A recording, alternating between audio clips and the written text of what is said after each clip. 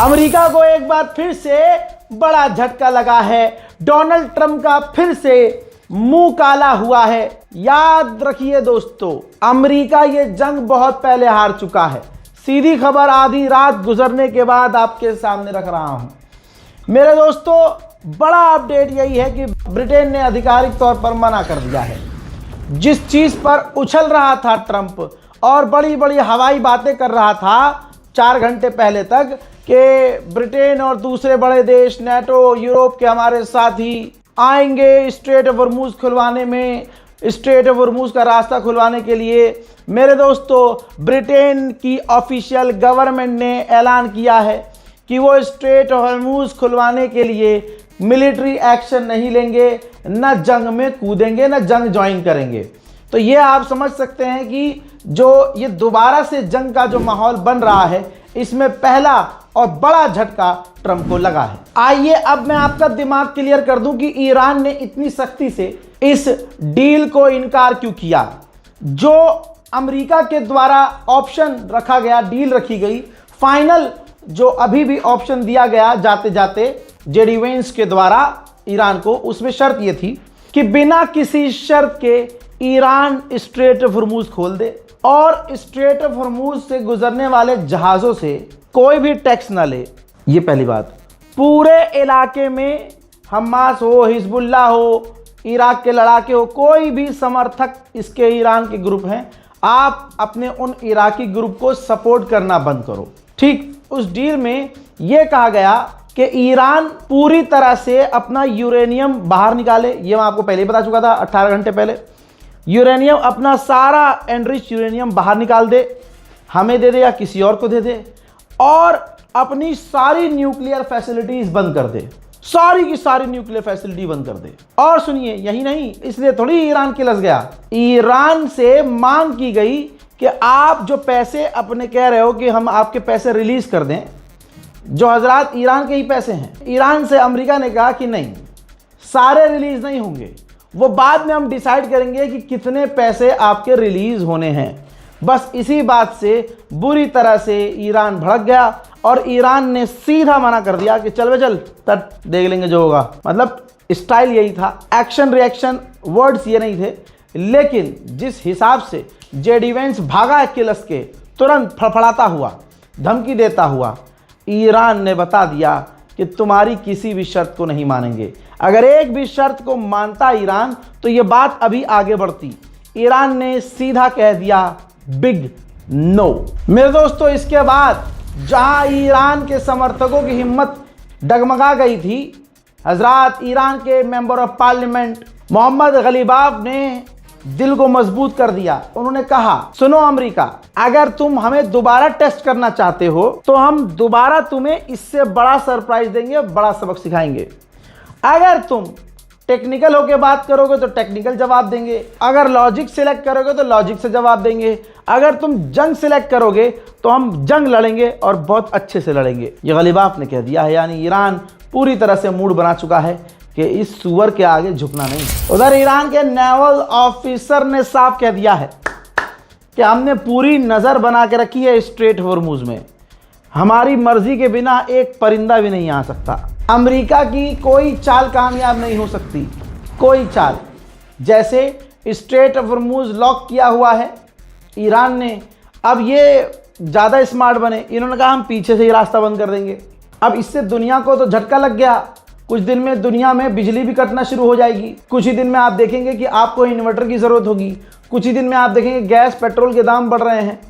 कुछ ही दिन में आप देखेंगे दुनिया में तमाम जगह पर महंगाई अचानक से बढ़ गई, क्योंकि अमेरिका ने पूरा ही रास्ता ब्लॉक कर दिया ना।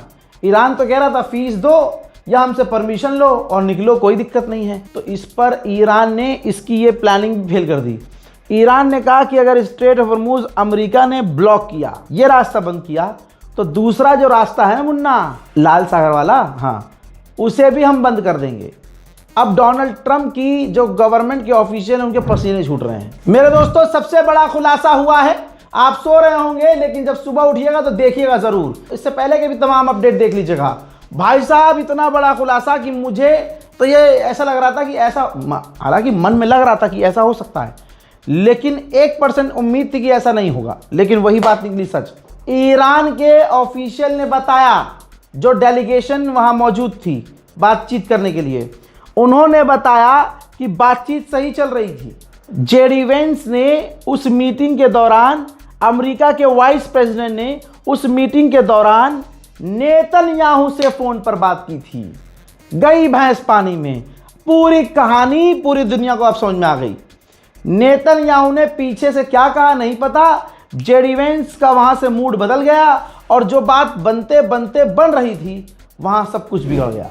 आईआरजीसी के स्पोक पर्सन जुल्फिकारी ने कहा कि जो वेसल, सिविलियन वेसल्स हैं, हमसे परमिशन लेके स्ट्रेट ऑफ हॉर्मुज क्रॉस कर लें, हमें कोई दिक्कत नहीं है। लेकिन अगर किसी फौज की वॉरशिप, किसी भी दुनिया के फौज की वॉरशिप, किसी भी मुल्क की वॉरशिप हमारे स्ट्रेट ऑफ हॉर्मुज के करीब भी आई तो हम सीज फायर का उल्लंघन मानेंगे और फिर हम जवाब देंगे। दोस्तों, दुआ की ज़रूरत है, दुआ करते रहिएगा। बड़ा अपडेट यह है कि इजराइल के ऑफिशियल ने कहा है कि हम डोनाल्ड ट्रंप के यानी अमेरिका की परमिशन का इंतज़ार कर रहे हैं। जैसे ही हमें परमिशन मिलेगी हम ईरान के नेशनल इंफ्रास्ट्रक्चर को तबाह कर देंगे। सरकार के समर्थन में आज भी भाई दिल जीत लिया है लोगों का ईरान की इस डेलीगेशन ने कि अमेरिका के आगे नहीं झुके। तो हो क्या रहा है कि आज भी ईरान की सड़कों पर अपनी गवर्नमेंट के सपोर्ट में प्रदर्शन हो रहा है।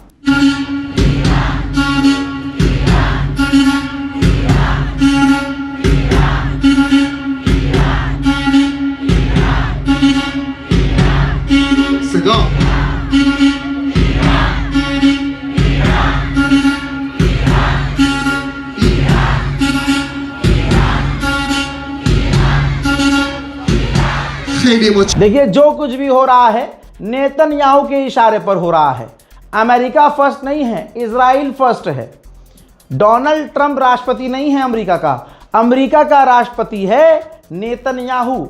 यूएई का राष्ट्रपति है नेतन्याहू। सऊदी अरब का, सीरिया का, लेबनान का राष्ट्रपति है नेतन्याहू। पीछे से जो नेतन्याहू कहेगा सामने वही होगा।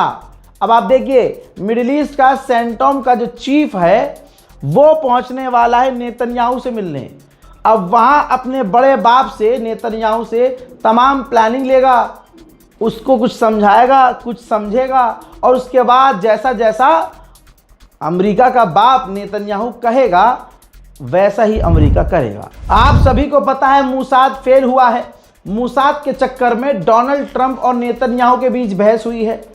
अब अगर आप कहें कि नहीं भाई ये फर्जी न्यूज़ थी, तो फिर बताओ जो मूसाद का चीफ है उसे हटाकर नया बंदा जो सर्कल में नेतन्याहू के बराबर में आपको नजर आ रहा है, जिसका नाम रोमन गॉफमैन है, अब ये मूसाद का चीफ होने वाला है। जी हाँ, कहा जा रहा है कि 2 जुलाई से ये नया मूसाद का चीफ काम करना शुरू कर देगा। Supreme leader Ayatollah Syed Ali खामनाई जो शहीद हो गए, उनके दफ्तर का जो ऑफिशियल एडवाइजर है वो व्यक्ति एक पॉडकास्ट में गया और उन ईरानियन ऑफिशियल ने, खामनाई के ऑफिशियल ने कहा, दुश्मन ने सोचा था कि खामनाई को शहीद करके वो सरकार गिरा देगा, लोग भड़क जाएंगे और सरकार गिरा देंगे, है ना। ऐसा हुआ नहीं, बल्कि खामनाई ने शहादत देकर नया इनकलाब पैदा कर दिया और हमारे जो ईरानी लोग थे अब खुलकर, जो खिलाफ भी थे वो भी खुलकर हमारी गवर्नमेंट के साथ हो गए। ब्रिटेन अमेरिका से दूरी बनाकर फ्रांस से बात कर रहा है।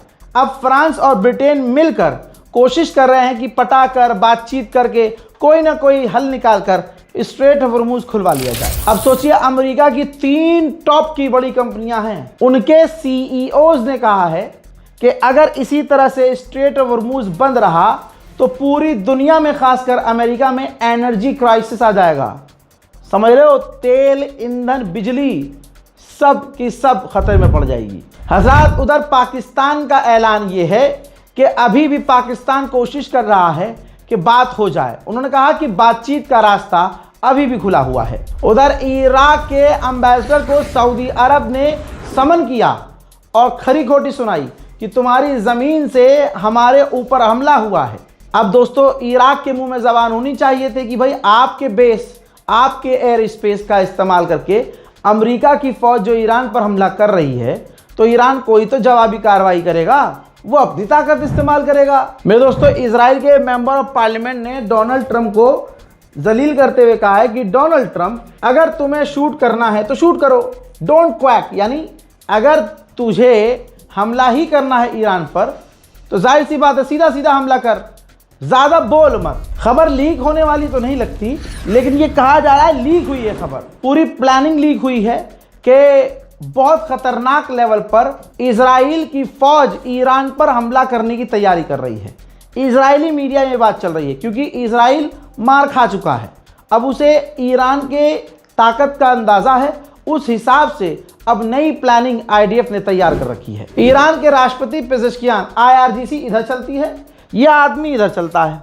आईआरजीसी के तमाम बयान आपने सुने। अब ये कह रहे हैं पेजेश्कियान कि अगर हमारे लोगों की रेस्पेक्ट करता है अमेरिका तो डील हो जाएगी।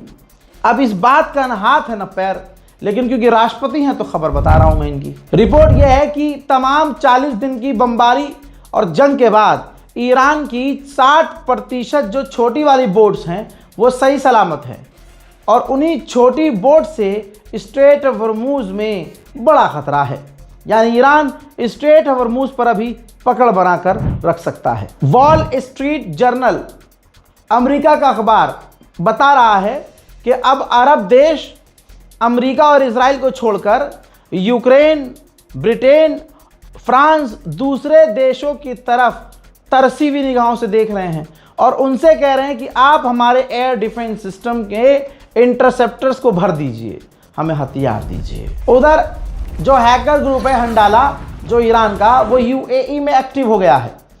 यूएई के कई इंफ्रास्ट्रक्चर के डेटा सेंटर को और बहुत सारी सेंसिटिव चीज़ों को उसने हैक करके यूएई पर साइबर अटैक किया है। उधर भारत के अंदर कल बीते दिन 40वां जो है खामनाई, शहीद खामनाई का, जिसमें ईरान एम्बेसी के अंदर गवर्नमेंट ऑफिशियल्स भी मौजूद थे, दूर दूर से लोग आए थे, उलमाए कराम भी वहाँ मौजूद थे, सीनियर बीजेपी लीडर और पूर्व former union minister Mukhtar Abbas Naqvi भी वहाँ मौजूद थे।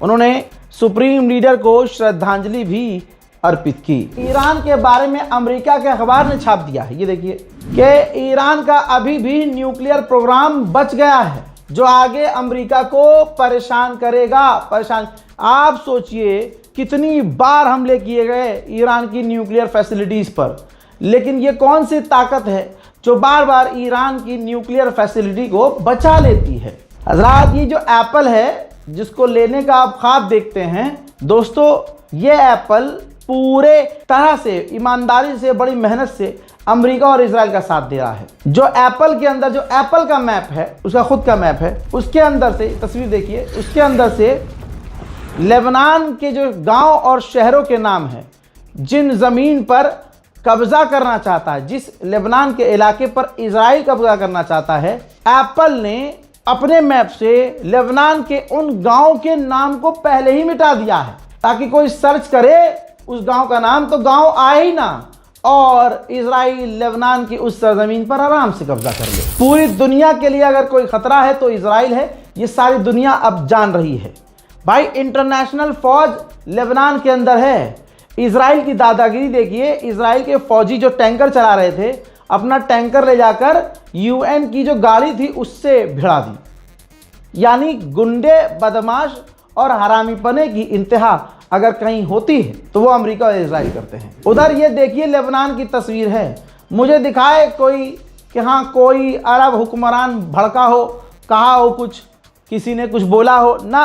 भाई, लेबनान के बड़े बड़े गांव को बम लगाकर इजराइल उड़ा रहा है, लेकिन आपकी जुमा मस्जिद का मौलवी कुछ बोल नहीं पा रहा होगा, लेबनान के लिए दुआ नहीं करवा पा रहा होगा। जब हमारे मोहल्ले के इमाम डर रहे हैं सिर्फ लेबनान, गाजा और फिलिस्तीन और ईरान के लिए दुआ करवाने से, तो आप मुझे ये बताइए फिर अरब तो सही है, अरब का तो डायरेक्ट कनेक्शन इजराइल और अमेरिका से है। अपने आप को देखिए। हज़रात मोहतरम, फिलहाल के इस रिपोर्ट में इतना ही। इस रिपोर्ट को शेयर ज़रूर कीजिएगा, और ये वीडियो आप सुबह देख रहे हैं तो माजरत, यह आपकी गलती है, मेरी गलती नहीं है। हम लाइव अपडेट दे रहे हैं। दिन में इतनी खबर नहीं होती क्योंकि भाई उस टाइम अमेरिका और उधर रात हो रही होती है। इंडियन टाइम जोन के हिसाब से जब यहाँ रात होती है तो खबरें बैक टू बैक बड़ी बड़ी होती हैं। हम शेड्यूल नहीं कर रहे हैं क्योंकि हमें पता है कि आप लोग हम पर यकीन कर रहे हैं, लिहाजा हम सबसे पहले, सबसे आगे, सबसे पक्की खबर जैसे ही आती है हम सीधा आपको दे देते हैं। चैनल को सब्सक्राइब जरूर कीजिएगा। जय हिंद।